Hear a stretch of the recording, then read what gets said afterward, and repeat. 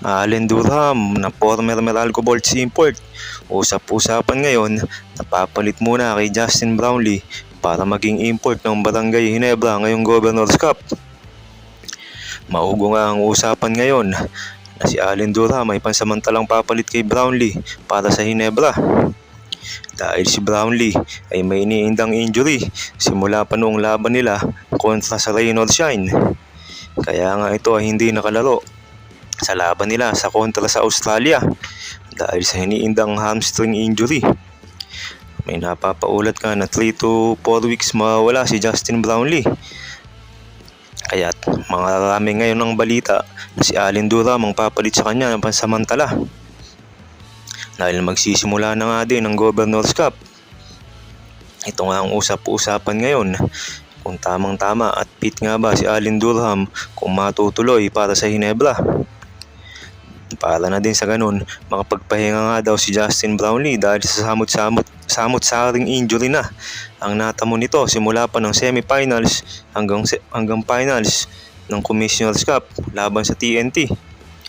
Kaya nga naman ito ang usap-usapan ngayon kung tunay nga ba o matutuloy nga ba si Allen Durham na papalit sa kanya ngayong Governors Cup. Nakikilala naman din natin si Allen Durham kung ano ang naibigay nito sa Meralco Bolts. Kaya nitong dinala nito ang Bolts sa finals. Pero sa kasamaan palad nga lang, palagi si Justin Brownlee ang nakakaharap niya at tinatalo sila sa finals.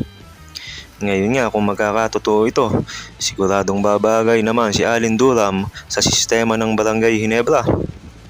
At pamilyar naman siguro siya sa mga player ng Ginebra. Pero dapat nga bang ipahinga nga si Justin Brownlee para makarecover sa mga natamong injury sa mga nakaraang laro? Sa nakaraang laro nga nila sa window ng Gilas Pilipinas ay hindi ganong nagpakita ito ng magandang laro. At sumunod nga sa laban kontra Australia ay hindi ito nakapaglaro dahil sa iniindang injury. Hintayin natin ang mga ulat kung magkakatotoo nga ang mga usap-usapan na si Allen Durham muna ang papalit sa kanya bilang import ng Barangay Ginebra. Kamusta mga idol? Sports Zone PH para sa sports news and update. Kung bago ka pa lamang dito sa channel ko, pindutin mo na ang subscribe button at notification bell para lagi kang update sa mga sports news.